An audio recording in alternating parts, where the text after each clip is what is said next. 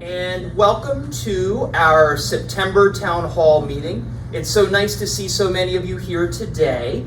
As always, we have a very full agenda, a lot of information to share with everyone today, a lot of presenters. So, and good to see my friend Tony in the front row. Hi Tony, how you doing, buddy? Thank you. Excellent. Welcome back to the town hall, bud. All right, we are going to get it rolling.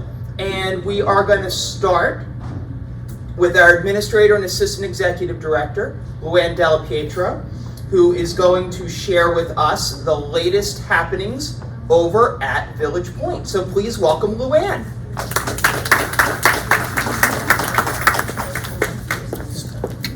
You're good, right? Spacebar. I gotta remember, you have to cue me. Yeah, okay, I can do that. Hi, good morning, everyone. It's always a pleasure to come to Town Hall and see all of you. So over at Village Point, our census has remained high. We averaged 103 residents for the month of August. What's up? Hit your space bar. Oh, there we go. Thank you. Jay, a little louder. Okay. So our census was 103 for the month of August, which was above our budgeted census, which is a good thing.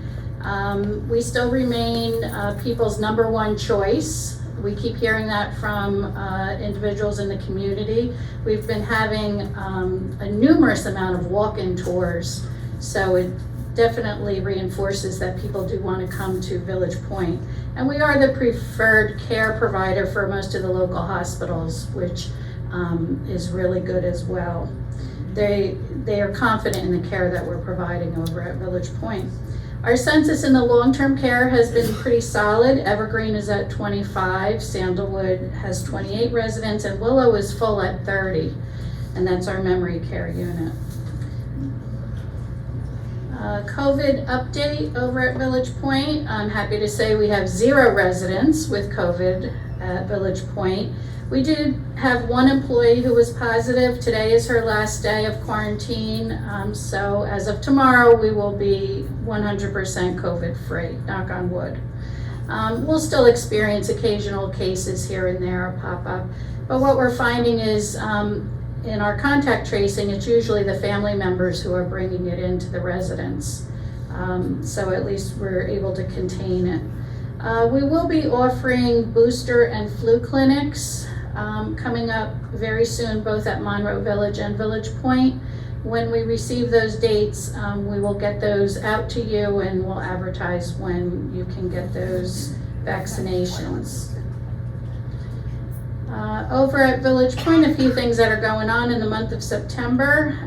We did have a Monroe Village and Village Point annual staff picnic, was held on September 2nd. So if you saw a lot of activity outside, it was a gorgeous day. The staff got to go out and relax for a few minutes and socialize, and it was a great event between the two buildings. September 14th, just so you're aware, we'll be having a disaster drill. We're required to have one annually, and usually the fire department comes and sometimes OEM.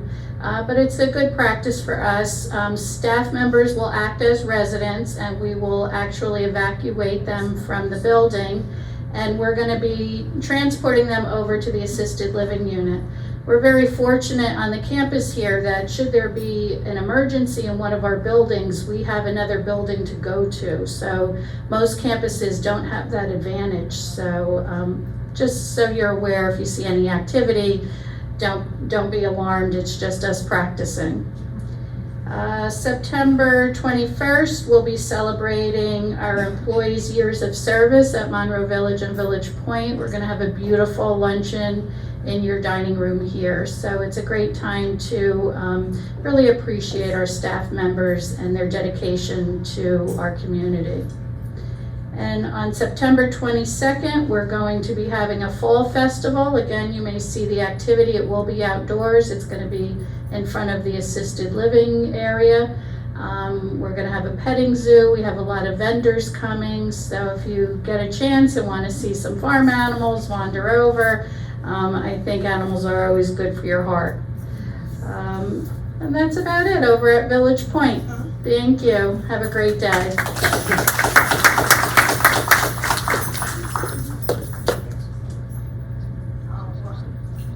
secrets. They're only the best kind of secrets. I heard you there.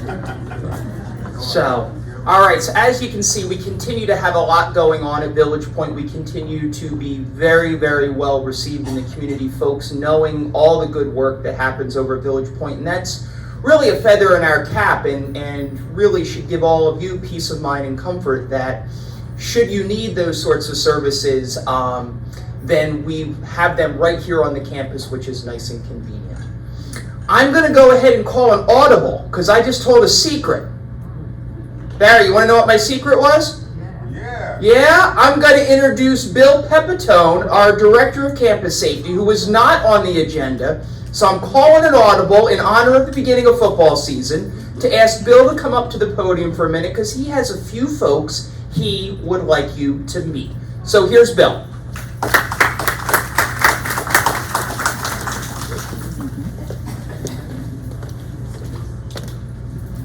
Thank you, Jay. Good morning, everybody.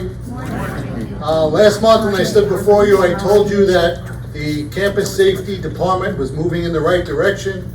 We were moving forward, and the first step was being able to put together a full staff and bringing on quality campus safety officers. And this morning, I am proud to introduce to you two of our newest campus safety officers. First, Jordan Beschloss. Many of you have seen Jordan around. He's been with us a couple weeks. He's doing an outstanding job, much appreciated by everyone. And our newest arrival, who started today, is Kia Riley. You will be seeing a lot of them. They'll be making their rounds, responding to your needs. As I said last month, it's all about service. Quality service, quick response, whatever you need, they're here to provide it. So thank you very much, and please welcome them again. Thank you.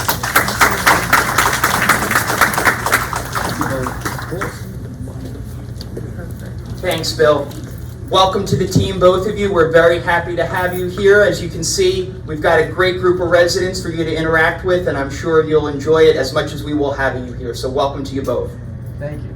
All right. See, that's how audibles work. Sometimes, you know, that's how live TV is, right? Sometimes you got to do a little of this and a little of that. So we're flexible.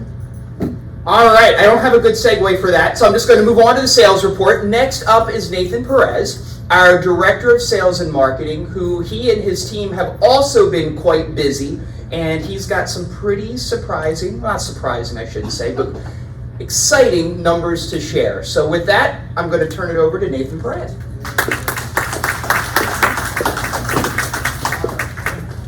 Thank you. Greetings, everybody.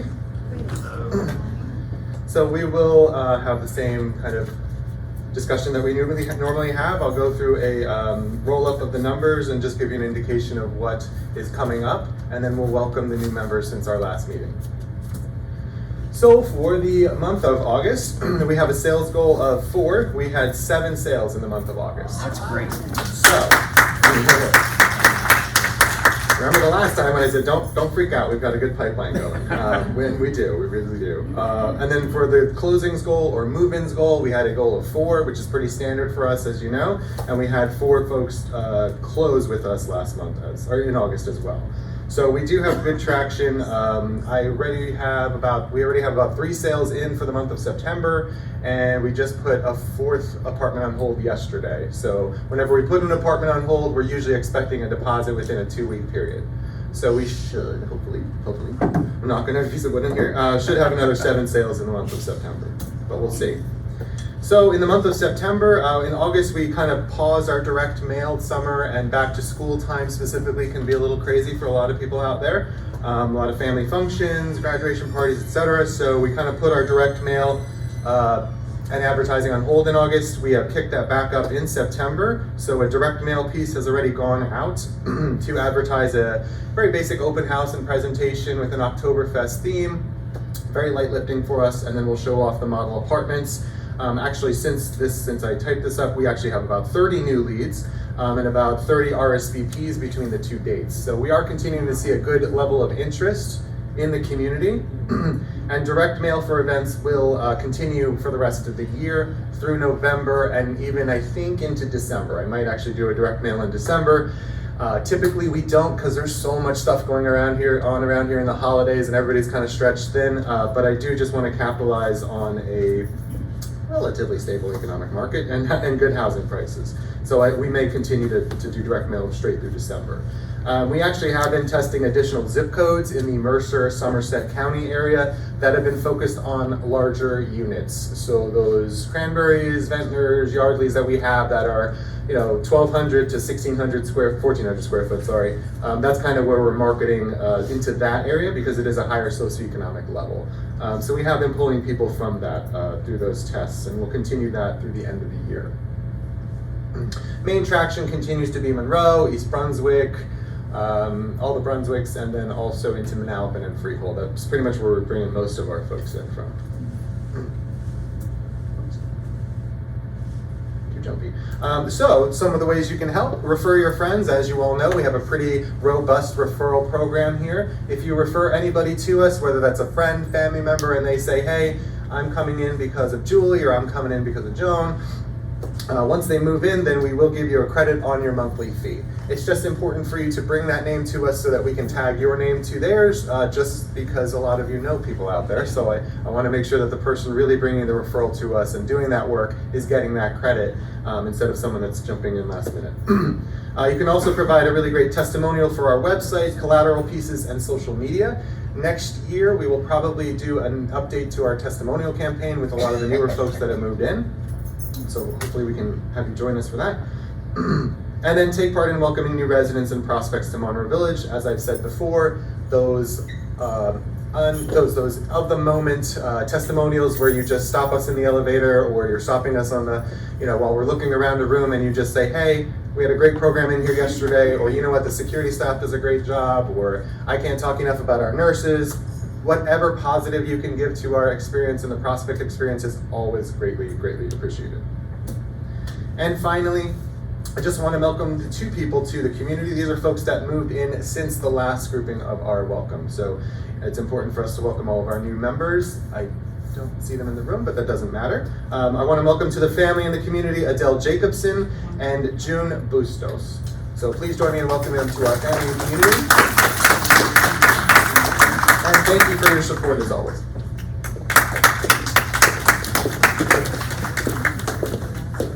Thank you, Nathan. Continues to be very, very busy in the sales and marketing department, which is very good for us and speaks highly of the community, and as I say every month, speaks highly of all of you. Nobody wants to move into a neighborhood where people aren't going to enjoy themselves, or they don't see themselves fitting in, or they don't recognize, familiar faces sometimes, right? The fact that all of you continue to be so welcoming to all of our new residents is a blessing that we have here at Monroe Village, and I can't thank you for that enough. So often I hear when I visit with our new residents, I visit with most of them a few weeks after they move in just to see how they're doing, and they tell me how they feel welcome here in the new community, that folks, have their neighbors have reached out to them, or maybe so many times I often hear, this is the fun one, oh, I ran into somebody that I knew 25 years ago. Seriously, and that's so neat when stuff like that happens, and we hear that time and again, and the fact that all of you, go out of your way to welcome new folks is wonderful and speaks very, very highly of our family here at Monroe Village. Now, of course, when we bring new folks in, one of the things that they like to do is find out what's going on. And all of you have all of these stories about what's going on. But who organizes all of it for us? Steve Ween. That's right. And with that, we're going to bring the host with the most up to the podium, Steve Ween, to share with us what's going on here in the next month or so, and a couple of other fun facts as well. So with that, please welcome Steve Ween.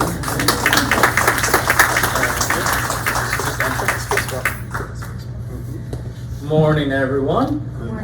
You can hear me in the back and the front, right? Can't forget the front. Thank you for the welcome and some upcoming programs and events. Tomorrow, right? September 10th. We have Jay Daniels, he sings and plays on the piano. He'll be here at 7:15 for a show on stage. Tuesday, we're excited to have the Jennison Aquarium exhibit. We will be having the penguin. So that's singular, but it's a live animal, so we've got to respect the live penguin. So we're looking forward to have some fun. Thursday, September 15th, our birthday shout out with live music. And Friday, September 16th, so next Friday. And the rule is for the cooking demonstration is you can sign up the Monday prior. I'll talk to Diane, making sure she understands that rules. Saturday, September 17th, a night in Vegas. We have the Joe Ferraro Band. This will be their first time here, so we're looking forward to having their performance. I'm excited. Should be a fun night.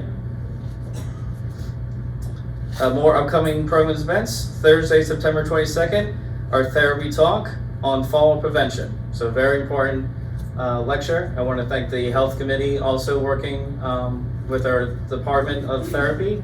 So we're looking forward to have that talk. And it's not a misprint. Yeah, when I typed that, I was wondering. So, I love doing shows for everyone and planning shows, and, Active Aging Week is actually start of October, and there's also a major holy holiday in that week, so I'm trying to, do what we can and use the weekend. So, we're actually doing 3 shows on Saturday, October 1st. Okay, I think it's a marathon of shows, so I think we can enjoy ourselves. Kathy and Misha, it's actually people here for 10 plus or 5 years. Kathy, Lord, and Weber, they would come. They were supposed to come July 4th, but they had to cancel, so they're owe us a show.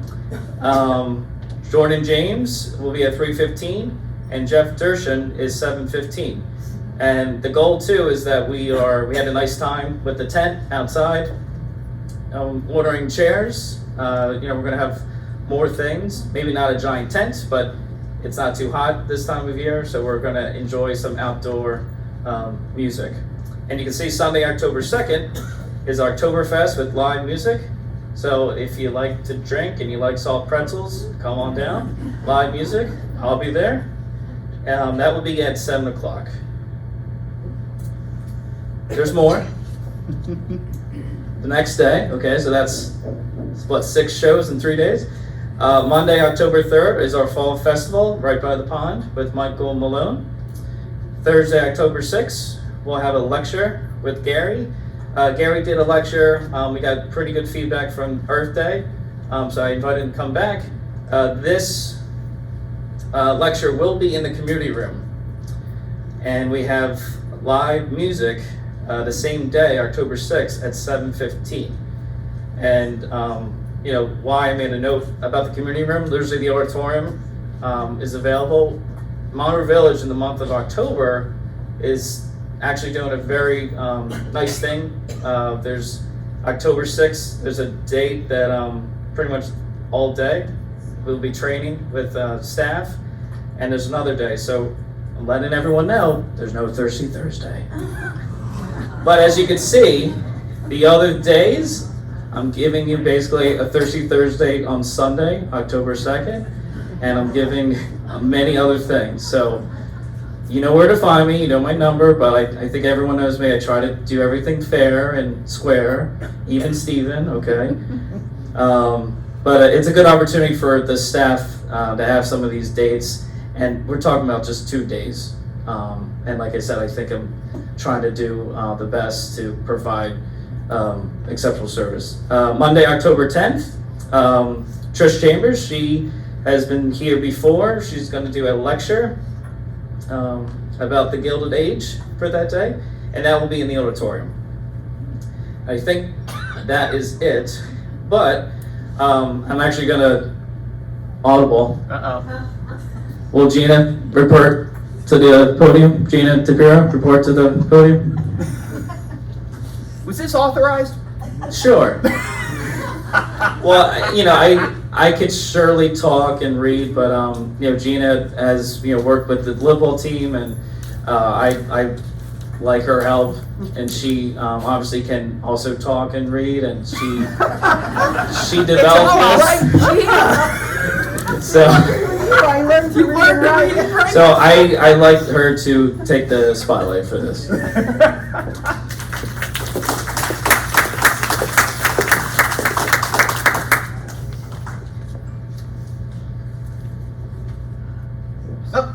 Okay, so in 2013, President Obama declared 9/11 to be referred as National Day of Service and Remembrance. This year, we do something for 9/11 every year, but this year it's on a Sunday. Most of the management team were not here. So what we're doing is on the 12th, we're doing a Pay It Forward Day in honor of the National Day of Service and Remembrance. And what it is it's showcasing several of the residents in Monroe. They are affiliated with several charitable organizations. So I put it out there early, sometime last month, saying if you're interested, please let me know. So we had 5 people plus 2 spouses. Residents are gonna represent 9 different organizations. And so I put together a brochure so that you could see ahead of time the 9 organizations. They're very diversified. They're, some are local, some as far away as Africa. It's very, very interesting, the work that your fellow residents and neighbors are doing. Very heartwarming. And so I'm really excited. So we're gonna have the Pay It Forward event in the clubhouse between 1 and 3. They'll each have their own table, and they'll be able to discuss with you and show you all the great work that they're doing and making a difference every day. Thank you.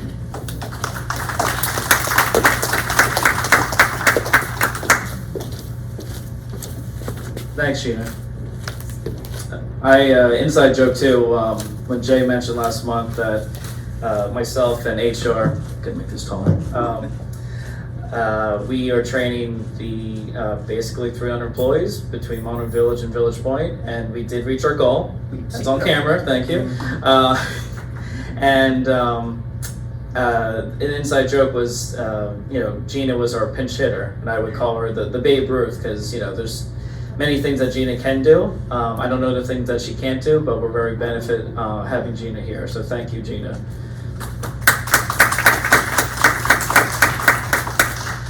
And just an update with my children.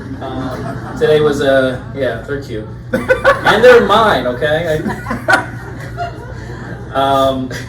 So the update, we had first day, it was this week. So everyone made it on the bus. Came back home, no school bags were missed. Campbell started first grade, she's 7. Eva, she started pre-K, she's 4. And Carter, he's 3 and he goes to Cute College. But there's just a little sample. I know, Ashley and I try to share pictures, but enjoy, okay? They're I'm very blessed, so thank you.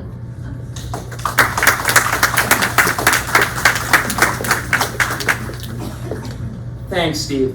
So my kids are on the, sort of the opposite end of that. I got one who's a sophomore in college and one who's a junior in high school. And, there's no exciting pictures like that at this point for the first day of school. You drop Matthew off at college, and how was school? And then Samantha, her first day of high school was Tuesday. And they do what they call block scheduling, where she goes to high school. So they have an A day and a B day, and it alternates back and forth. So she really ends up having 2 first days of school, with one set of classes on one day and another set of classes on the other day. And I kind of held off on asking her how the first day of school was the first day, because I knew she'd have a second first day of school. And after the second first day of school, I said to her, well, how's school going so far? She, oh, I'm gonna have to work this year. I said, yeah, that's what happens, sweetheart, when you're a junior in high school. and you're taking 3 AP classes and another advanced this or that, and guess what? That's the way it works. Welcome to the real world. She was kind of stunned by the fact that she's going to have to work. She's taking an AP World History class. Last year she took U.S. History, and the teacher explained in the first day, those of you who've taken U.S. History, remember, that's 250 years, give or take, right? Okay, we're talking world history now. We're going from 250 years to about a little less than 1,000 years. I think they start like in the 1200s somewhere as far as how they teach world history. So I think she got a little scared and overwhelmed by the fact that they're going from 250 years to 1,000 years worth of history and how they're going to have to learn it all. But I don't get cute pictures like that was the point of my story. I just get, that's what you get. Ask Gina. You could ask her about Dominic, who's also in college. That's kind of what you get, or any of us who have older kids. So anyway, moving from that to Steve did allude to the fact that we do have the high holidays coming up soon. And I'd like to invite Rabbi Asher to the podium to talk to us a little bit about what's going on in our Spiritual Life program and what we have planned for the coming month. So please welcome Asher.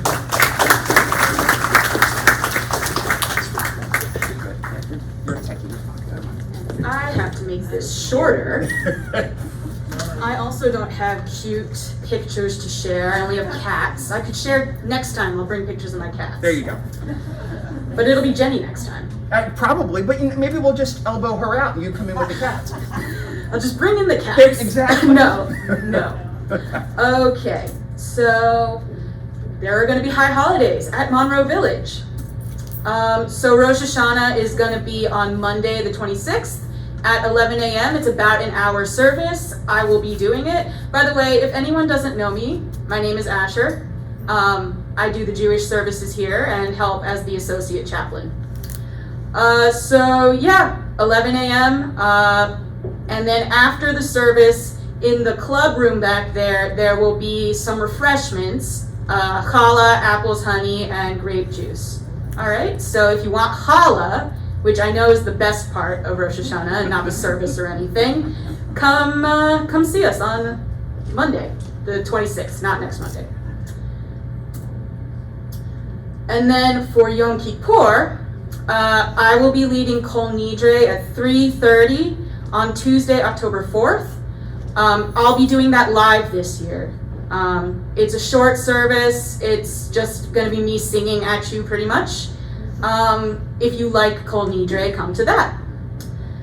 And then the Yom Kippur service is Wednesday, October 5th, the next day. Again, 11 a.m. to about 12.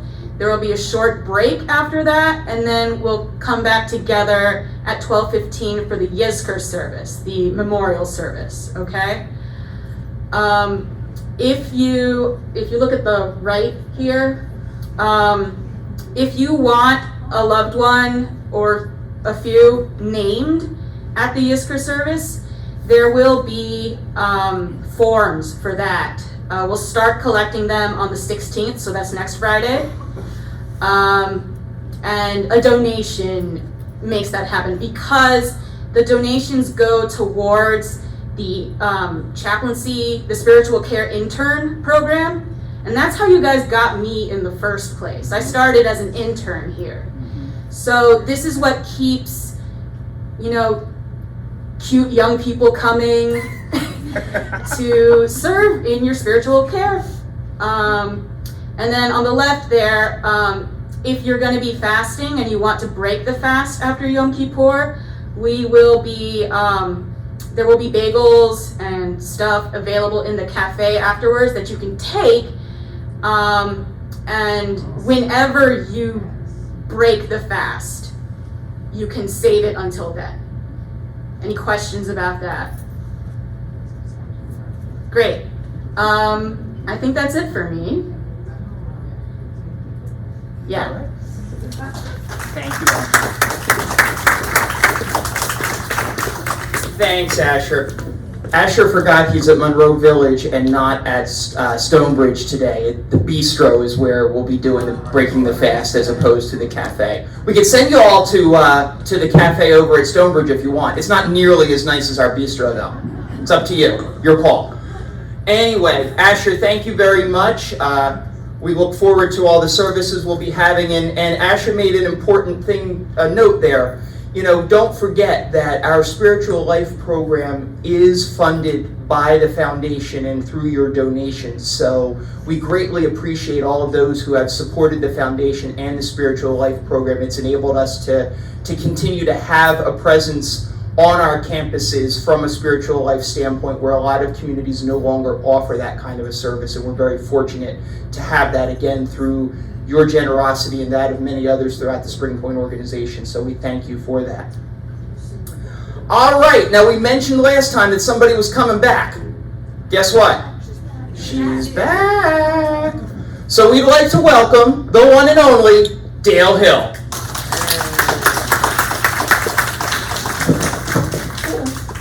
You broke it. Thank you. I want to talk briefly about housekeeping permission slips. Lately, I've been getting a lot of calls for, I want to postpone my cleaning day, I'm not going to be home. And that causes an issue sometimes, because most of the time I can't get anybody back out there to do your apartment during that week. So we do have a housekeeping permission slip.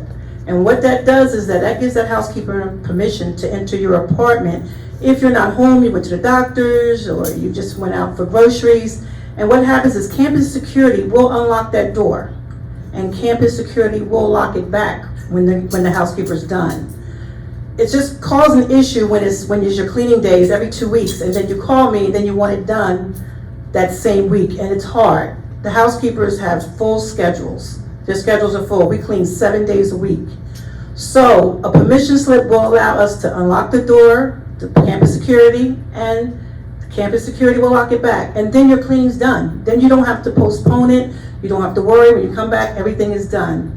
So to get a permission slip, you can give me a call, and I can bring it to your apartment. We can fill it out, or you can ask your housekeeper. But the permission slip is the best way to go, because especially for the ones that get done every 2 weeks, because then if you don't get done that 2 weeks, it goes into a third week, and then that becomes a problem.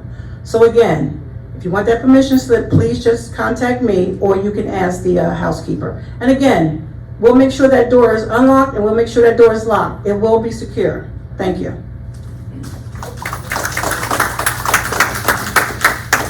All right. Dale, welcome back. We are very happy to have you here. I can't tell you how much you were missed while you were gone. And the residents here missed you tremendously too. So we're happy to have you back. We're glad you're feeling better and doing well. Absolutely.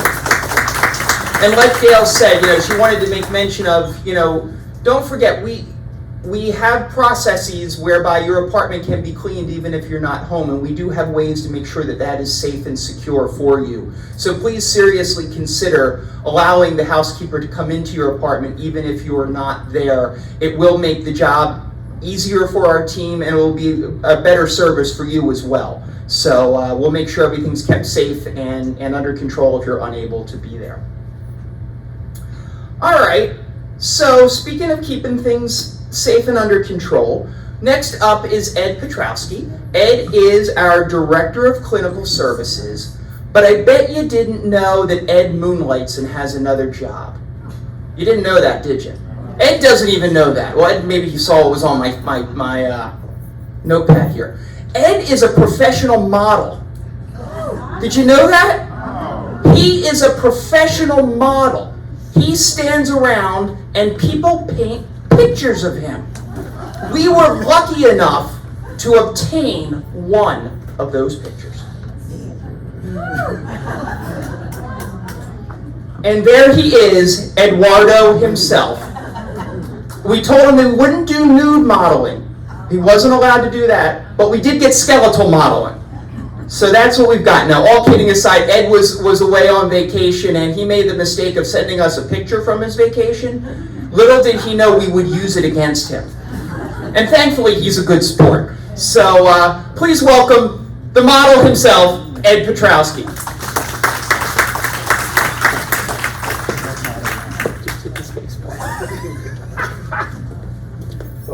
Which one? Wait a minute. The space bar. Can you see it? Space bar. Yeah, no. Okay, there we go. All right, vaccination updates. we're working with the pharmacy to get a flu clinic and the COVID vaccinations.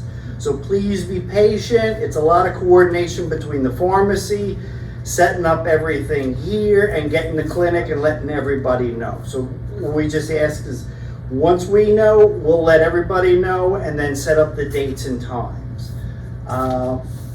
Flu season will be upon us. Please be careful with your visitors and families. Let's try and keep our fellow neighbors and team members safe. Try and keep 6 feet apart, wear the mask when appropriate. Please be careful, wash your hands often. Try not to touch your nose, face, or rub your eyes. If you feel sick, stay in your apartment, call the clinic, or have the nurses come up and see you. I understand you want to come to the clinic and get checked, but I don't want everyone else being around you and getting infected also, so we try and limit it. So stay in your apartment, give Pat a call, Maria, or the nurse, and someone will come for you. All right.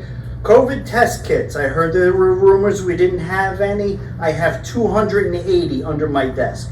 We have enough. So if you want to get tested, just say, I feel sick. These are my symptoms. I'd like to get tested. If they tell you we don't have any, let me know. And then also, it's been almost a year from when I first started. Just wanted to thank everyone for trusting me with your health needs. I had some pretty big shoes to fill. I hope I addressed the health concerns in a timely manner and answered your questions. And I know everyone was talking about kids. On a side note, I'm going to be a grandfather in March. Yay! Don't call me grandpa, call me Pops. Or Eduardo.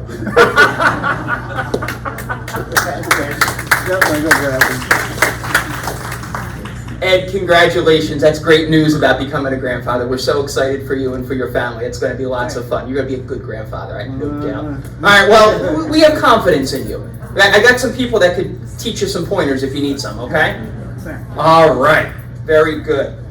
Okay, we are up to me. Okay, so I thought I would start with the hot topic. Anybody know what that is? Yeah, let's talk about dining. Woohoo! All right. So as you know, and it's kind of funny, when I do my slides, I take a look at what we talked about at the same month last year to see how things have changed and how things are different. And the very first bullet there, labor market remains extremely challenging. I literally cut and paste that from September 2021's presentation. So we are still facing significant headwinds in the labor market. It has been unlike, as we've discussed before, anything that any of us have seen from a job and a labor situation.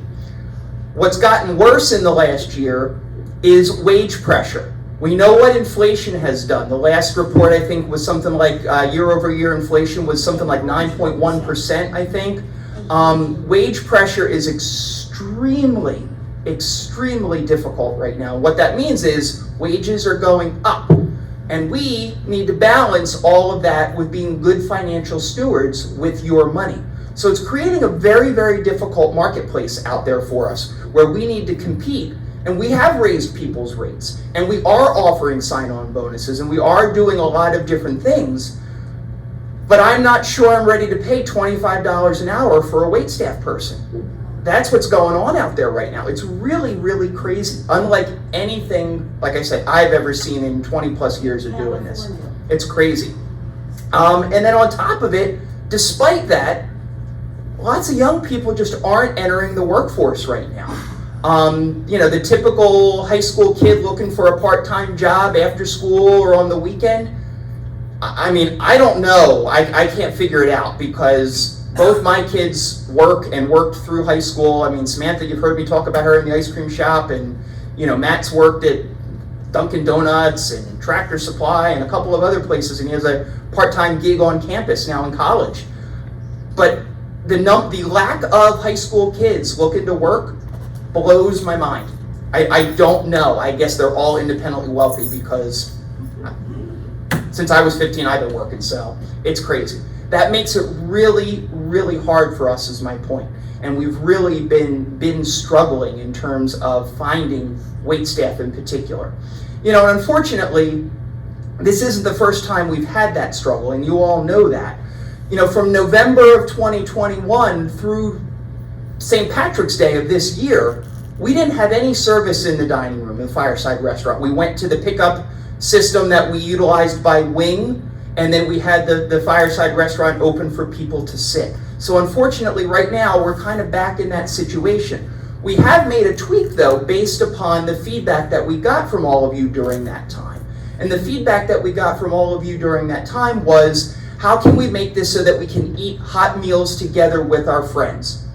So one of the things you've noticed that we've done in the last couple of days where we've had to peel back on service is that we're not doing it by Wing. We're allowing you to tell us what time you want to pick up your meal. So you can coordinate with your friends and neighbors so you can pick up that hot meal and it'll be hot and you can eat together at the same time. So we're trying to be thoughtful as we have to do these things, recognizing it's not something any of us want to do. And as I said, we started having to peel back service last year in November through March, and then we had partial couple days a week from March through the end of May, and it really was only from Memorial Day through now that we were able to provide full service again in the Fireside Restaurant. Now, I don't think I need to tell you all what that coordination Memorial Day and servers and kids means, right? Summer break, whether it's college or high school. Kids were willing to work during the summer. They don't seem to be willing to work during the school year. So we're back in that same situation, just as we were last year. Does that mean we like it? No. Does that mean we accept it? No. It means we're going to continue doing everything we can to get staff in. So just wanted to give everybody the update on that. It's not a situation that we like. It's not a situation that we care for. But it's a situation that is not just here, it is everywhere. And then when I say everywhere, I don't just mean retirement communities or other Spring Point communities. You've heard me say before, you know, you go out to dinner at a restaurant and they tell you you've got a 20-minute wait, yet half the tables are open and you wonder why, right? You scratch your head. Well, come on, there's all these tables. They don't have the servers, and it's the same everywhere. I mean, I experienced it when I took Matt up to school in Connecticut. We went out to dinner. We were in New York last weekend taking Samantha to see a show for her birthday. It's just not this, people aren't working. It's bizarre. I don't know how to describe it other than that. So, you know, I'll jump to my last bullet, then I'll jump up. You know, we're working with staffing agencies to try to restore table service in the Fireside Restaurant as quickly as we can. We're hoping to have something to say about that come next week. But just a reminder, tonight is again the carry out or grab a hot meal and have a seat in the Fireside Restaurant. Saturday and Sunday will be full table service. So Saturday dinner and Sunday brunch, we have enough staff. Again, think about it with the kids. It's the weekend, they're available. So it's really a correlation with school right now where we're struggling. And we'll share some information over the weekend about what we'll be doing on Monday. Right now, we're trying to piece some things together, but I can't make a commitment one way or the other yet. So look for a memo in your mailboxes Saturday night or Sunday about what we'll be doing the beginning of next week. As far as management, we are actively recruiting for a new director of dining services to replace Mike Wierzbowski. A gentleman named Joe Deanna is serving as our acting director. I know many of you have met Joe. Joe's actually off today and tomorrow, and he'll be here on Sunday, so he's not able to stop in and say hello to us today. But we are working on bringing people in at all levels of the dining services program, and we have quite a bit of support here from Morrison Living. And with that, I want to introduce you to a few folks from Morrison. The first person I want to introduce you to is a gentleman named Stephen Delgado. You may have seen Stephen. There's Stephen. He's going to say a few words. He's a project manager from Morrison, and his project is to get us staff.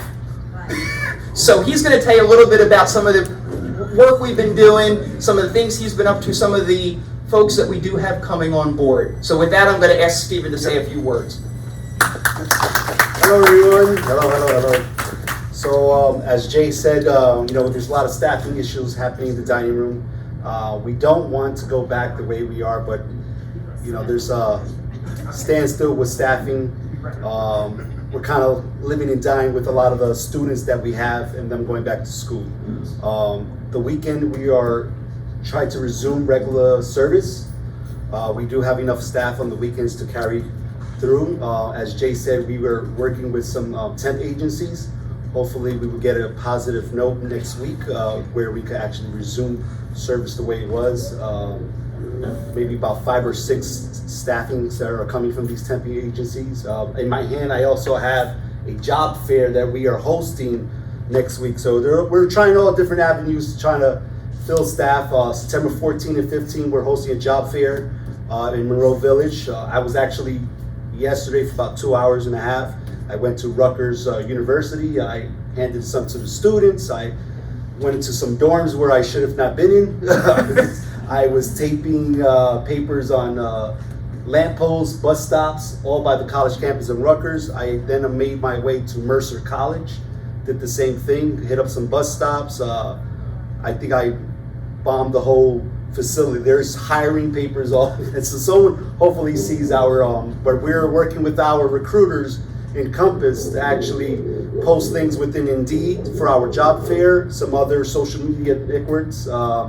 As I got earlier with Gina in the morning to see if we could do some stuff more with the community. Later this week, probably this weekend, I'm gonna hit some like hotels or mall areas where people kind of walk by and see. So next week, if you see a group of people, that's a good sign. That means actually people came to our job fair, they want to actually work. We're actually giving a $1,000 sign-on bonus. So there's some little surprises for them to get in. We have a $1,000 sign-on bonus and a $1,000 referral bonus for anyone who refers for another worker to come work in Spring Point. So we're all trying different things. We have some new help. And some new additions to the Spring Point and Morrison family. We have Marlon, our new executive chef. You've probably seen him the past couple of days. There's Marlon. If Marlon want to say hello, we also have Holly Ann, who's our assistant dining manager. Hello, everybody. You've probably seen Holly Ann. She's working more with the AL and Bistro area. So, there's actually some places that we could actually grow. We just need the staff and the waiters to actually apply and come into work. So if I'll say hello. If Marlon wants to say hello, son. Don't trip. Don't trip. Hello everyone, good morning. My name is Marlon. I'm born and raised in Jersey, South Jersey. That's okay? All right. I was in the military for 15 years, combat veteran. I got out of the military and moved to Germany for a couple of years, worked in some German restaurants, and married my wife. She's German. And so if anybody speaks Deutsch, you can sit down and have a conversation. I came back to the States, and my grandma's here was getting taken care of by agency, so it inspired me to get in healthcare. So for the past 10 years, I've been cooking in healthcare. I like to sit and talk to the seniors, have conversations, and take your ideas and recipes. I know some of you were talking to me yesterday. They want to see more cookies on the menu, so I'll make sure you get your cookies. I like cookies too. So if you have any suggestions, you see me in the hallway, don't be afraid. Come down, talk to me. We can sit and chat and do some things. Now I can't promise the food's gonna be good as yours you used to make, but I'll try though. All right, thank you.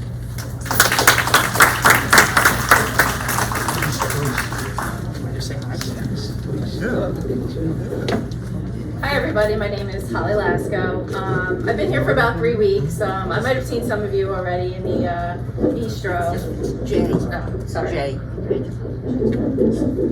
And I have about 20 years of experience in food service. I've worked as a store manager at McDonald's and also in the Jackson School District as a lead in the kitchen. So I'm excited to be here. I'm excited to meet everybody, and thank you.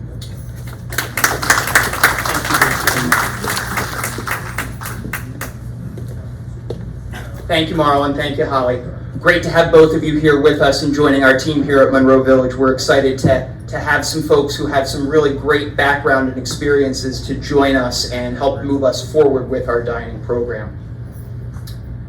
With that, I'm going to do a little plug here for the Employee Appreciation Fund. We are hitting that time of the year where the Residents Association will start their Employee Appreciation Fund collection.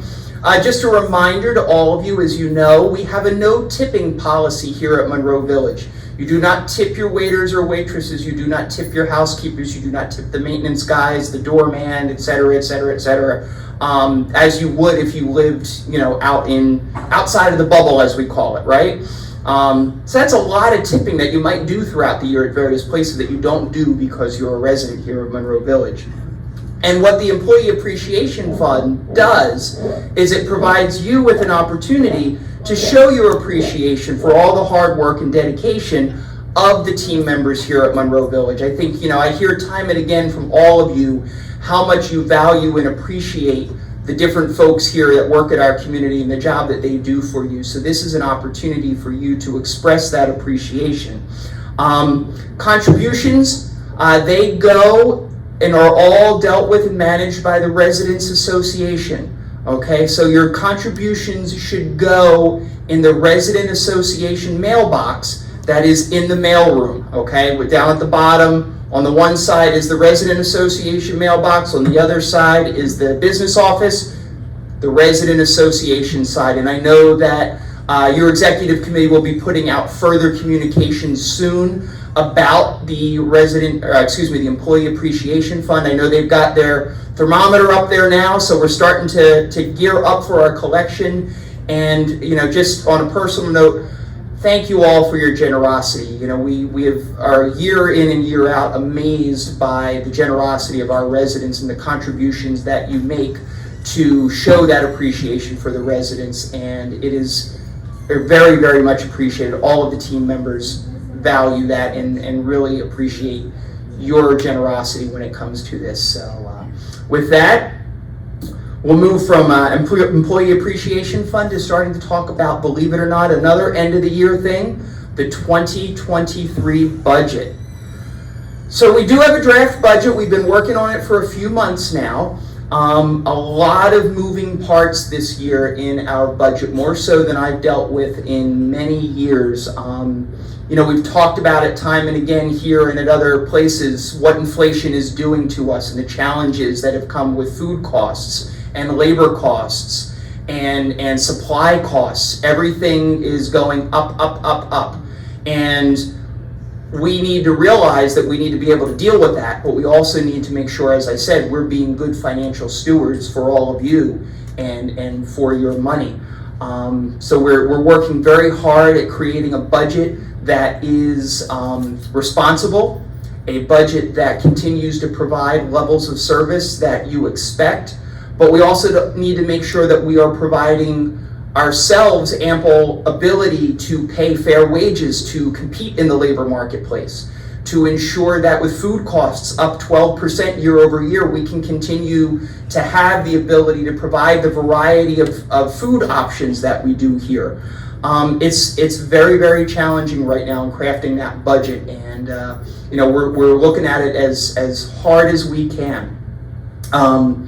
Capital budget, that's a whole nother one. So we've talked before about, you know, there's an operating budget, which is kind of like your day-to-day expenses, salaries and wages, supplies, food, that kind of stuff. And then capital budget, that's what I call like your big ticket items. So like when we did all the sidewalk repair this year, that's a capital budget item. When we did the elevator refurbishment, that's a capital budget item. Those are big ticket things you kind of save up for, if you will. We have completed what's called a capital needs assessment, looking at the community, the campus as a whole. And this was done a few years ago. And we kind of have like a roadmap that we try to follow in terms of being proactive with those big ticket items and planning for repairs and upgrades and things like that. So we look at that to guide us for those things as we plan what's usually a multi-million-dollar capital budget in addition to our operating budget.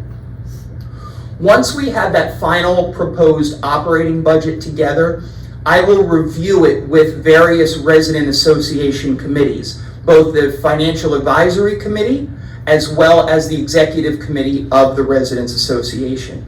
We'll review it, we'll discuss it, I will get their feedback, make any tweaks or adjustments that we can based upon that, prior to the budget going to the resident board of trustees for approval. And we all know, where is Maria? Up in there she is. Maria's there, is our resident trustee. So she has some opportunity to offer direct resident feedback on the budget at the board table as well.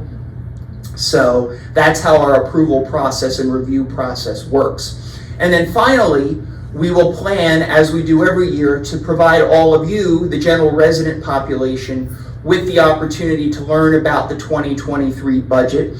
And we have that presentation scheduled for Friday, November 18th. So in November, we likely will not have a town hall meeting, because our town hall meeting is typically the second Friday of the month, which actually in November will be November 11th, which is Veterans Day. We'll probably have a Veterans Day ceremony on the 11th. I see Steve in there, he's already got something planned, so he's telling me I'm not having a meeting anyway. So we will not do the town hall meeting. Instead, we will do the budget presentation during the month of November, and that will be held on the 18th, so that's the third Friday in November at 10:30 a.m.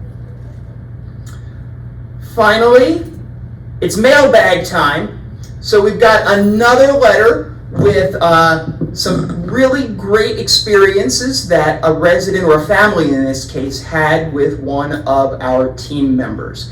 So again, the print's kind of small, so I'm going to take a minute here to read it all to you. So the letter was written from a family member, from a daughter of a resident, or two residents, and she wrote, "I just wanted to reach out and tell you how pleased we are with the nursing service provided to my parents overnight recently. Andy's one of our nurses, responded to a call that my father had fallen and cut his head. She coordinated care very well and reached out to me in a very professional and calm manner, which was so appreciated." And then in parentheses, that middle of the night call is so scary. "Andy helped my mom to understand what was happening and reported that my mom was upset. So we rallied family and had someone stay with mom and someone to go to the hospital to see dad. The communication, as you know, is so very important. I'm impressed and very grateful. Please let Andy know how appreciative we are. I did let her know that she did a wonderful job. And that's coming from an old nurse of 38 years. So that's pretty positive feedback when a nurse is praising another nurse like that, because she has lived that life and understands what it means to be both the clinical professional as well as the person doing that notification and keeping calm under what can sometimes be a stressful circumstance. So I don't know if many of you know Andy.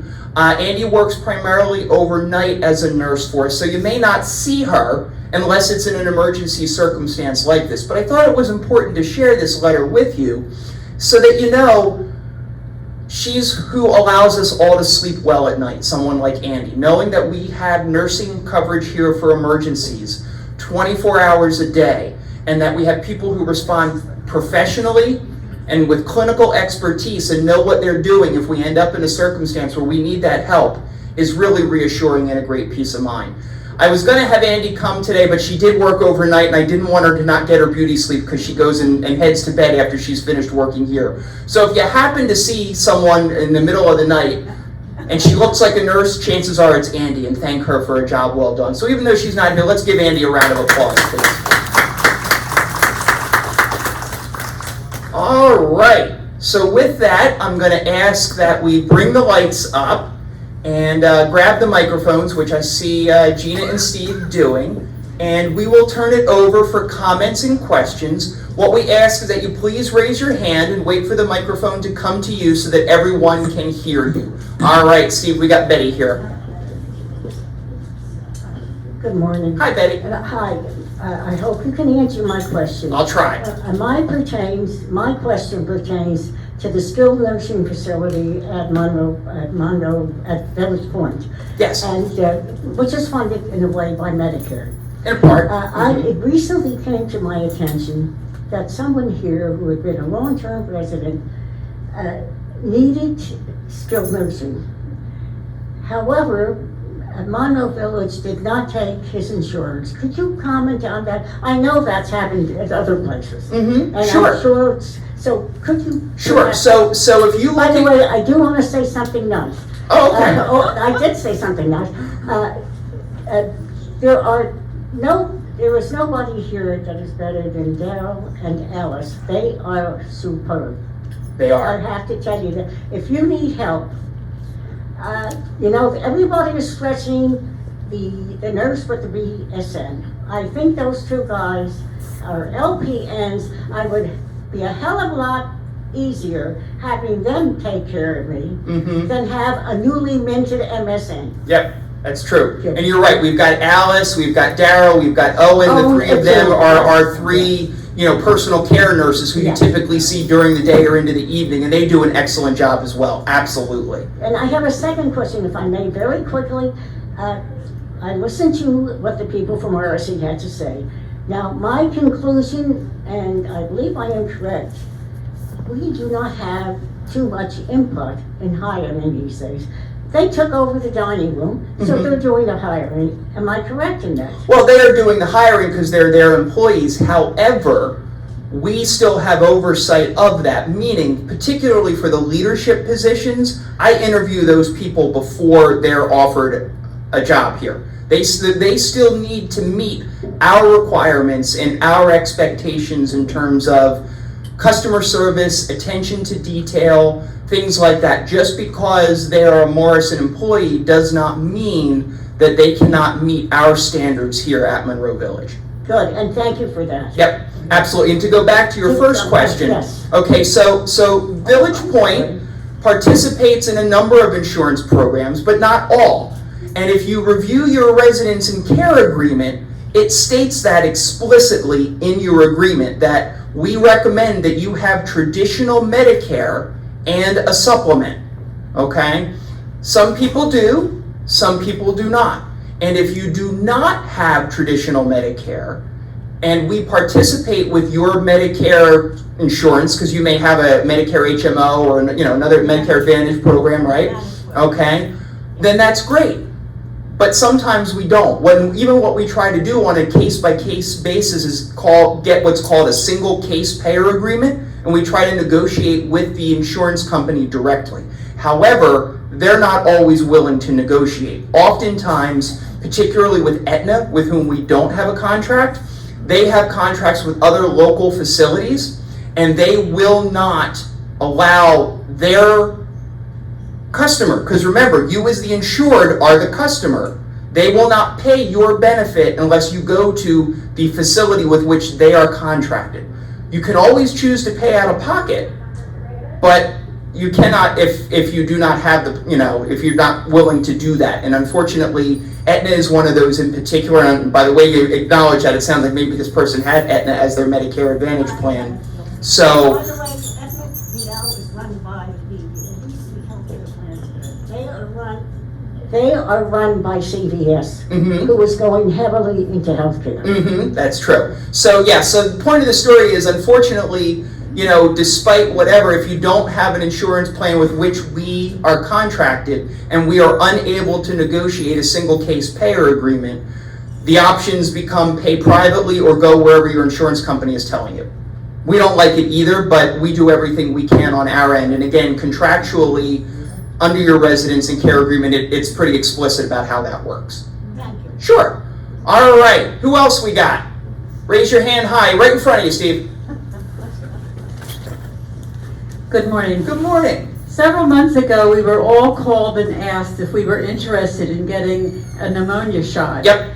And evidently not enough people wanted it. The program was scrapped, but is there any possibility it can now be combined with the COVID and flu shots? Absolutely. We're looking at that to see what we can do to bring it all in at the same time. So when we get some more information from the pharmacy, what we'll do is whatever we end up putting out there to you, whether it's a phone call or a questionnaire, the way I'm envisioning it right now is, do you want the COVID booster? Yes, no. Do you want the flu shot? Yes, no. Do you want the pneumonia? Yes, no. And then we'll have our numbers and we'll be able to plan accordingly. That's the way I'm visualizing or envisioning it right now. Yes, because you're absolutely right. We just didn't have enough interest in the pneumonia vaccine, and I know that was disappointing for the handful of folks who wanted it, but we just didn't have the interest to be able to do it here that past year. Other comments or Fran in the back.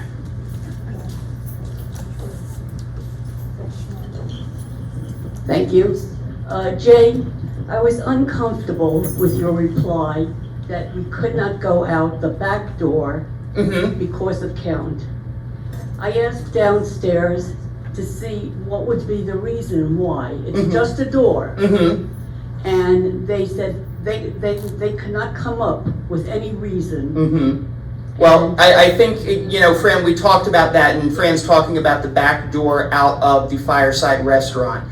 And, you know, the Morrison folks are unfamiliar with some of the practices we put in place and the things that we need to monitor from a COVID perspective. They may not be familiar with that. We need to be able to, at this point in time, continue to control access into and out of the Fireside Restaurant for infection control purposes and for continuity of service if we need to do any contact tracing or anything else related to COVID. So at this point in time, that back door is not something that's going to be available. And I know that's disconcerting to a few folks, but we're not going to be able to do that now. We certainly do not have the ability to use it as an entrance in any way, shape, or form. I was not concerned about the entrance. I was just concerned about the convenience of not having to go back into that elevator again if I didn't have to. Gotcha. And I'm not alone. I mean, there's many of us that do go out anyhow and it's fine. Right. Okay. I will speak to the Morrison people and see what they tell me to. Okay. The Morrison people have no control over that, Fran. Okay. Still doesn't sound good. Other comments or questions? Looks like Larry's got something up here.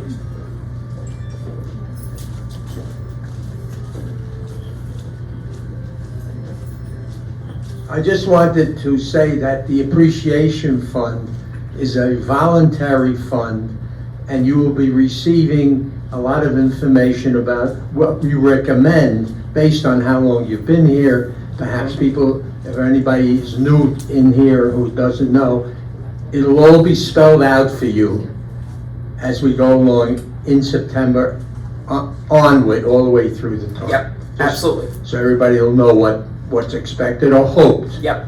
Okay. Gotcha. Thank you for adding that detail, Larry. Who else we got? Barb.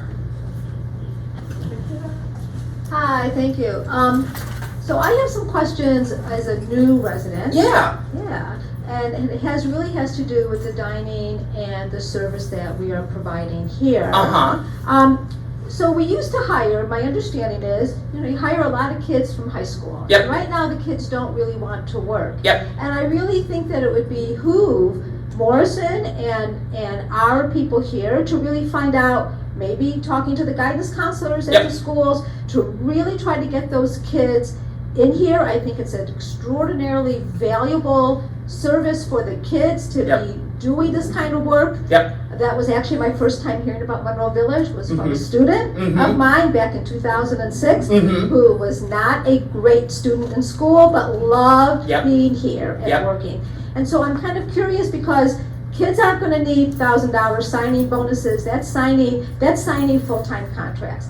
But kids need to be working, and we lost now a lot of really great kids who were working for us. No, I agree, and we're in constant touch with the guidance counselors at the high school. With the new year starting, we already have reached out to our contacts there, and as Stephen mentioned, he's been around at different schools outside of the local high schools to try to recruit people. That's an ongoing process for us. We have good relationships with the local high schools, and just because Morrison is now the employer versus Monroe Village, we are continuing to work together in terms of recruitment. It's not like Monroe Village has said, we're out. Can't do that. That makes no sense whatsoever. So we're working with our contacts at the local schools as well. So as all these changes are happening, what kind of really truly meaningful input do we as residents have? Well, when we made the decision previously, and this is before you all moved in, we worked with both the Dining Services Committee and the Executive Committee to come up with what the plan would be, knowing we were not going to have adequate servers. And that was based upon the feedback that we came up with, the ability to deliver meals or have meals available by wing at that time, and then to allow the Fireside Restaurant to be open. That was all done in collaboration with our residents. And then based specifically upon resident feedback, when we had to go to this process again, we made the change from wing by wing to allowing our residents to have specific reservation or reservation for pickup times, because the biggest piece of feedback that we heard was, well, I live in the A wing, I want to eat with my friend in the F wing, I get my meal at this time, he or she gets her meal at that time, we can't eat together, or if we do, one of us eats a cold meal despite the fact that we have microwaves there to heat people up. So we changed our process based upon that resident feedback. So none of us like the fact that we've got to shut it down. None of us have a choice over that. But as far as the input from the residents on how we handle it, we've already gone down that road several times and continue to refine that, Barb. Of course. Julie, wait for Steve to come around. Okay. First of all, I always try to be positive. Yeah. I think you know that. I think the staff here is doing a phenomenal job. Whether it's the top brass, or whether it's the whoever it is, doesn't matter, sales, whatever, housekeeping, dining, whatever. But my main concern right now is Morrison. Mm-hmm. Okay. From what I can see, and this is my opinion, people can agree or disagree. I know we've been trying very hard to get people on board in the dining services. But people are leaving, continually leaving. We've lost so many good people. Mm-hmm. And to me, the only common denominator is Morrison. Mm-hmm. As far as I'm concerned, and unless somebody can prove me wrong, I don't see any improvement that Morrison has brought. Mm-hmm. I don't know whether they're saving us money, they're not saving us money. Mm-hmm. You know what? At this point, I've never seen so many times that we've been out of things as now. Mm-hmm. Okay, they don't have rolls, they don't have napkins, they don't have Mm-hmm. this, they don't have that, Mm-hmm. okay? Yep. And to tell you the truth, I'm surprised that we didn't hear a lot more residents speaking about this. But as far as I'm concerned, I hope that we have an out on that contract, because as far as I'm concerned, they have to go. And I won't ask. I don't ask people why they left. Sometimes I didn't know that somebody was leaving. Right. Right. Right. Was, dining services person was leaving, but I'm not going to ask you why you're leaving, because I know you won't talk about it. But the only thing I'm wondering is if Morrison has anything to do with it. Mm-hmm. They won't tell me yes or no, but you can tell by the smirk on their face. Mm-hmm. It's because they're shaking their head yes, but they won't say anything. Mm-hmm. Okay, Mm-hmm. that is the common denominator. Mm-hmm. And I personally think I think from my perspective, Spring Point was doing great on their own. I don't see why we brought in somebody. Mm-hmm. And I personally don't like third person.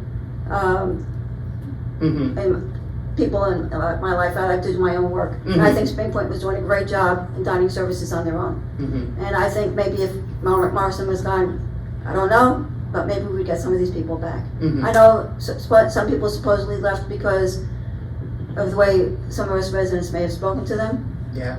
In some cases, I don't know, one person in particular, and I won't mention any names, I don't think he would have left just for that, Mm-hmm. because I've known him too long. Mm-hmm. But, I don't know, that's my view. I think that Morrison has to go. Mm-hmm. Okay. Well, we are 90 days into the arrangement with Morrison, and I would say that we're not any better off at this point. There have been struggles, but I don't think the staffing necessarily is one of them. There may be isolated cases of that, but as we talked about, from a staffing perspective, particularly in the front of the house, we went through this same problem the last school year. The difference was we were able to stretch it out until November as opposed to September. So we're facing that same struggle again as far as dining goes. With respect to runouts and things like that, there have been some problems with some vendors, you're absolutely right. But there's also been supply chain problems that we had before when we were running the program ourselves. I do think time will tell. I do think it's early on, and it's a very difficult environment right now for all of us. You know, the labor struggles, like I said, we talked about this a year ago, so this isn't anything new, the labor struggles, unfortunately. You know, but what Morrison does provide us that we didn't have before is additional support and backup. As I talked about last month, you know, Mike chose to move to another community within Spring Point. If Mike Wierzbowski, our former director of dining services, left us previously, we'd have no backup as a director of dining services. We'd have no one to keep the ball somewhat in the air. The Morrison folks have brought in acting directors and other folks that they have to be able to keep the program running in some way. Like I said, otherwise it'd be me and hot dogs and hamburgers every night. And as much as we all like burgers and dogs, that would get old real quick. So there are pluses and minuses without question, Julie, when it comes to contract service, and particularly in the early days of that relationship. I don't think we're quite where we'd like to be. I think everyone would agree with that. But I also think it's too early to decide that it's a failure. Thank you for your input. I respectfully say that I don't agree with you. Fair enough. Because a lot of the people who have left because of Morrison, and they would not have left most likely if Morrison wasn't here. So we're kind of shooting ourselves in the foot. Mm-hmm. I realize that before we did have I don't disagree with the fact that we did have a personnel issue before, that was hard to get personnel. I get that. Yeah. But now we're shooting ourselves in the foot because I don't think that most of them would have left if it wasn't for Morrison. Mm-hmm. So how they're helping, okay, so they brought in their backup. Big whoop, we wouldn't have needed that backup. Mm-hmm. I don't know that Mike would have left. Who knows if Mike would have left? We don't know. Right. That's just a guess. Yep. We don't know. Okay. I'm trying to be positive. Yeah. But I just have a hard time being positive in this issue. It's difficult, I understand. And None of it's where we want it to be right now. You're right, Julie. Okay, so anyway, I just wanted to give my input, and that's it. Thank you. Okay, thank you. I wanted to add to what Julie said. We have to find out why the people are leaving. What is different about Morrison? That's the bottom line. Mm-hmm. I understand that it could be an issue with benefits. If someone has been a Spring Point employee and has a certain health benefit plan, retirement plan, they don't want to see changes or at least a diminution in the plan. Mm-hmm. So that could be what is causing some of the people to leave. Mm-hmm. I don't know what some of the other issues might be, policies, personnel policies and so Yeah. on, that could be causing people to leave. We really need to find out why they're leaving. Mm-hmm. Thank you. Thanks.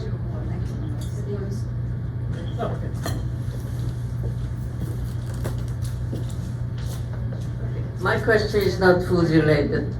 I was at a wedding recently, and then some days later I received an email that some people at the wedding had COVID. So I was exposed. So I went to the clinic this morning to have a test, and I was told that if I don't have any symptoms, I don't need any test. Is that correct? That is correct. That is the latest CDC guidance, absolutely. I thought if I was exposed, I would automatically. Now, the CDC guidance has changed with respect to that, as far as expectations on needing to be tested. So we can provide you with that information from the CDC if you want, Ms. Sherman. I believe you. Yeah. Thank you. I don't want to make a big issue of it because we have a challenging problems, I understand that. But one of my pet peeves is that, and this has been ongoing, it's ever since when we had our own people, it's continuing maybe a little bit worse with Morrison. Why can't you get the entree with all the things you ordered? It seems it takes 10 times to get the ketchup, and if you waited for the ketchup, everything would get cold.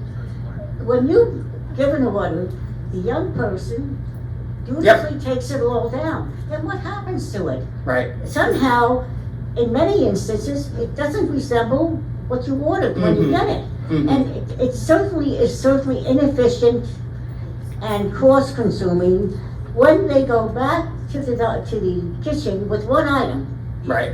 And then there are things that are missing on your plate, or as I said, it's completely different from what you ordered. Yeah. So perhaps Morrison, as a big company, will address some of those things. And that's what Because they they're bringing us They need systems. training. You know, I Yep. once offered, when I was on a dining committee, to train them myself. Yep, no, And I would be willing to do it for free. Yeah, well, that's very kind of you, Betty. And you're right, a lot of what Morrison can bring us is systems and consistency that we struggled with previously, but without the bodies to do it, which is the same struggle we've had before Morrison and after Morrison, we can't implement those systems that should bring us improved service. So as we get more staff on board, we have to hope we can get more staff on board, and that leads to the training and the consistency and the things that we talked about from the beginning that Morrison can bring us. Your chefs are world famous. Mhm. We don't get no chefs. Well, we've got a good guy in Marlin, and that's an added position I want to make note of. We did not have an executive chef before Morrison came in.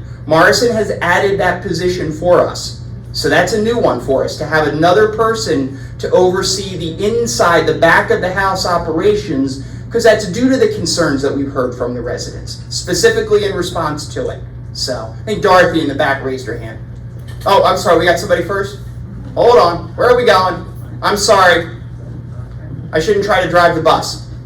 Hi, I don't have that much to say except that I respect what Betty has just said. I agree completely. And the trays are now left out, the cutlery to eat with. A lot of us had no cutlery to eat with yesterday. Okay. That's ridiculous. It needs to be in the box. It needs to be in the box, absolutely. We'll correct that tonight. Thank you for letting me know. Hey, Dorothy. For Morrison, yesterday I had occasion to speak to Marlon. Yes. Wonderful man. Yep. He eased me out of my problem. More like him. Yep. I give him kudos. Thank you. Yes, we're happy to have Marlon here, absolutely. And the other thing I'd like to say is the gentlemen Steve and Joe who go around Yes. and help us Yep. get minor little items like ketchup or Parmesan cheese. Yep. They go into the kitchen, Yep. come out, and bring us what we need. Yep. So yeah, we're trying our best under what are difficult circumstances, and thank you for noticing that, you know, Stephen, who was up here speaking, whose job is recruitment, is bringing you what you need in the dining room, and Joe, who's the acting director, that's the other fellow you mentioned, is doing the same. And the fact that they go around and bus the tables. Yep. These servers have a problem serving and bussing. Mm-hmm. If somebody is bussing the table, clearing, Yep. putting on the tablecloth, faster service Yep. will be allowed. Absolutely. Thank you. All right. I have found that these last few days that I don't know if they don't have it or they just take the initiative and do what they want to do. But things that I ordered for my dinner were not there. They changed it. I wanted one soup, they gave me another soup. Okay, but did they make the correction for you when you let them know? I just ate the soup. Oh, no, you should have let us know. I shouldn't have. No, you shouldn't have. I agree. Let us know. And somebody else had 2 salads when they ordered soup and salad. Okay. So I think they're taking the initiative of doing whatever they want. Okay, I don't agree that they're taking the initiative to do whatever they want, but I don't doubt that you had that experience. And what we've always said is if you don't get what you ordered, let us know. And that would be the case at any restaurant, right? So. Hi, I wanted to say one more thing. Yeah. So I know that we are the young new residents here, and what we're hoping is that Monroe Village will bring in more like my husband and myself. And in order to do that, a lot of these situations really do need to be cleaned up. Yep, I agree. I have a friend coming into the Oktoberfest who has listened to me and said, oh, I like some of these pieces. I like that you don't have to cook. Yep. But I am loath right now to say too much to people because of a lot of these underlying situations. And when we came in, you know, we were sold the Spring Point Bill of Goods. And now we're getting the Morrison Bill of Goods. And being here 2 months, we are seeing a difference. So I hope that this can all get resolved and resolved in a way that is good for all of us as residents and good for Spring Point in terms of trying to get in some more people who are on the younger old side. Barb, you're absolutely right. You know, this is not what we want to be doing. This is not at all what we want to be doing, and we fully acknowledge that. But we're stuck in a tough situation, so we need to do everything we can to get out of it as quickly as possible. This is not our standard acceptable level of service, and those of you who've been here know that. You've seen what we've done. You've seen how we've had to work through different challenges. This isn't the way we want things to be. This stinks. I might use another word if I wasn't. This stinks. We don't like it.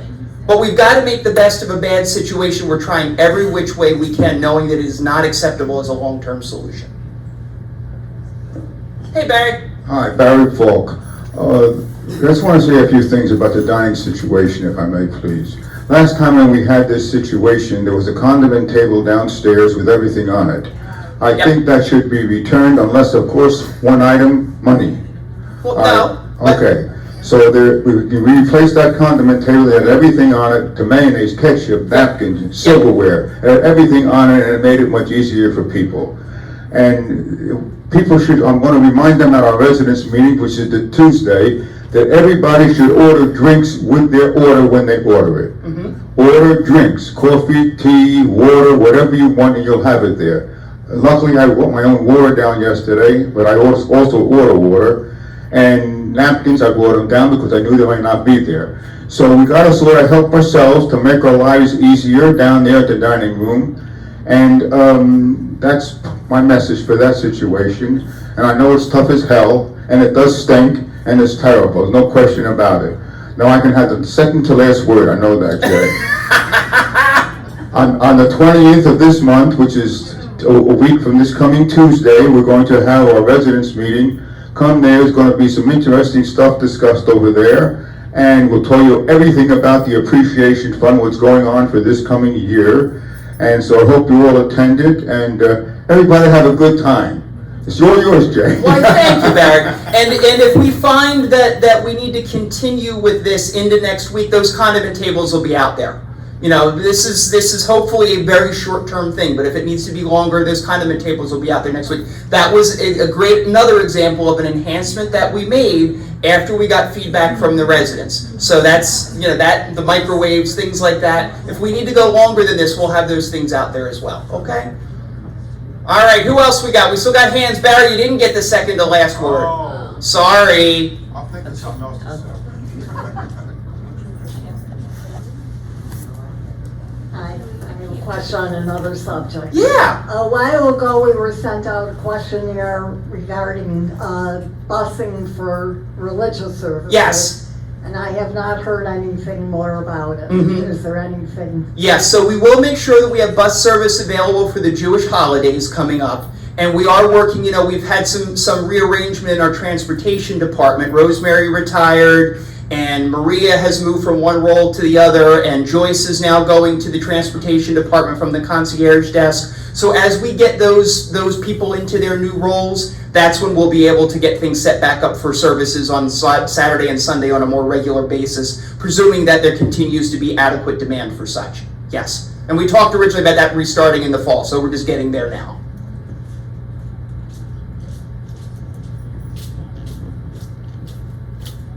To get back to Morrison. Sure, why not? Why not? Is there a reason they are always running out of food? If somebody wants something, well then sometimes they just don't have enough. Mm-hmm. They don't Well, keep the plants. well, they have had some issues with supply. Absolutely, we all have in delivery of different things. It's usually not running out of something that is already on the menu. We're not having enough portions. It's usually they expected something to come in a delivery, and it doesn't come in. We've had that happen before Morrison and after Morrison. It's a struggle in supply chain right now. It blows my mind. Potato salad on Monday. Exactly. We ordered it. It didn't come in.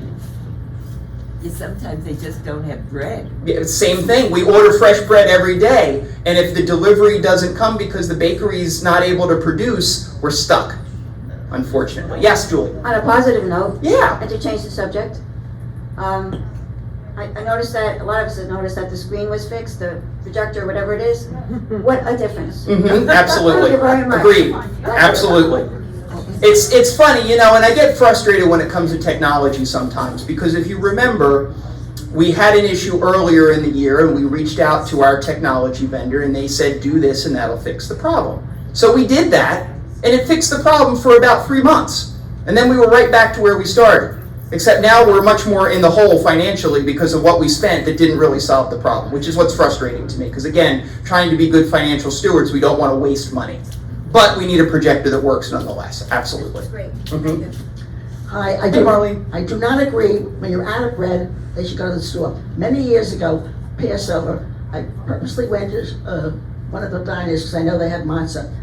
And we got it, he said, oh no, we don't have enough. They went across to ShopRite. If you're out of bread, they can go to ShopRite and buy it. Okay. All right. Barry, you want to say something? So you have the next to last word? Everybody have a wonderful weekend.